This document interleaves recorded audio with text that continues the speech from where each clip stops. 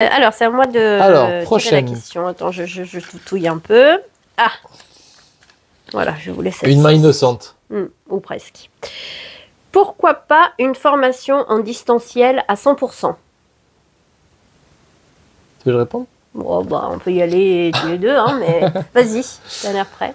Alors en fait, on a, pour des raisons pédagogiques, on a choisi de mettre en place en premier niveau, le niveau 1 qui est l'initiation à DCMO sur 2 jours en e-learning.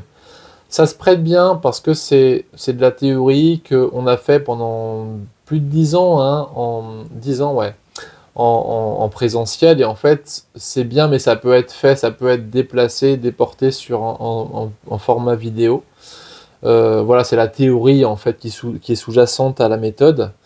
Mais, et je mets un grand mais, pour tout le reste, à savoir la mise en place de ça, la supervision de pratique supervisée à cet endroit-là, et aussi pour des raisons, mais pas que, hein, pour des raisons aussi de groupe, on apprécie de faire ça en présentiel.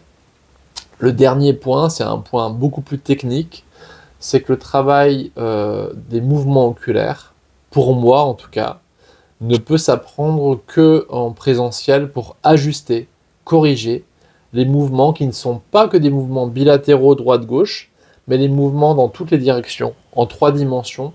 Et cela, on ne peut les apprendre de façon assez simple que en corrigeant chaque stagiaire avec son petit doigt ou son petit stylo de façon individuelle en présentiel.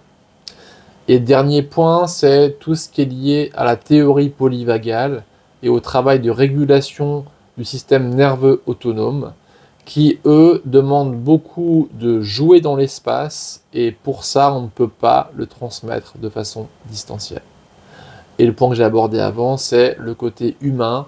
Moi, j'ai fait beaucoup de formations en Zoom que j'ai pu suivre et que je peux parfois donner aussi pour les supervisions, et beaucoup évidemment présentiel. Et je trouve que pour travailler à cet endroit-là de degré d'intimité, de proximité, de profondeur, il y a besoin d'être ensemble.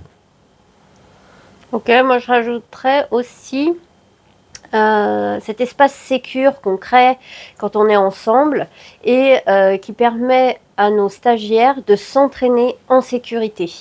C'est pas chacun chez soi fait sa petite tambouille, c'est on est ensemble et toutes les pratiques sont supervisées et on peut entraîner les outils de façon sécure quand on accède à des espaces traumatiques. Ben on le sait, hein, pour nous c'est pas toujours super confortable dans notre posture thérapeutique. Ben là on crée ce confort là dans le présentiel. On a mis de plus en plus de distanciel, et le distanciel, c'est soutenir la pratique, c'est superviser la pratique. Mais vraiment, pour ce qui est de l'apprentissage, pour l'instant, Ouais. on a choisi du présentiel. On a 3 week-ends complets, 3 week-ends de 3 jours complets en présentiel. Donc ça fait 9 jours en présentiel pour travailler, pour s'entraîner, pour manipuler ces outils qui sont très précis et qu'on a besoin de faire et de refaire pour les maîtriser et pour les utiliser avec assurance. Et je peux aussi ajouter que ce qu'on appelle sécurité dans la relation, elle est plus facile à mettre en place en présentiel quand on est ensemble qu'en distanciel. Si on ne se connaissait pas du tout, qu'on se voyait uniquement en visio, ce serait pas assez sécurisant, me semble-t-il, pour les stagiaires de se mettre en jeu, de jouer le rôle de thérapeute avec un autre stagiaire en apprentissage en visio.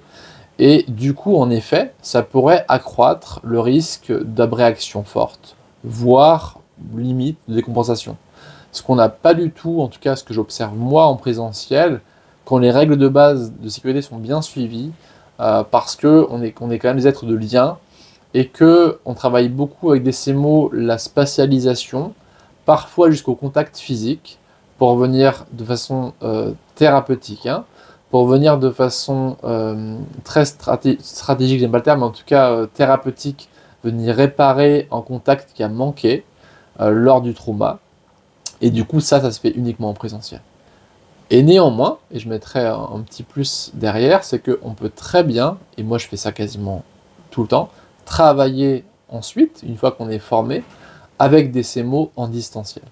Moi, aujourd'hui, en 2023, en tout cas, je dirais que la moitié, voire 2 tiers, voire peut-être parfois 3 quarts de mes séances se font en visio ou par téléphone.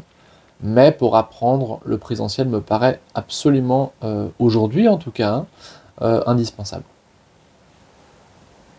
J'ai envie de rajouter justement là au niveau des systèmes nerveux, en fait on parle beaucoup de liens, de relations, sécures, etc. Ce que je veux rajouter, c'est que ça se passe au niveau de nos systèmes nerveux.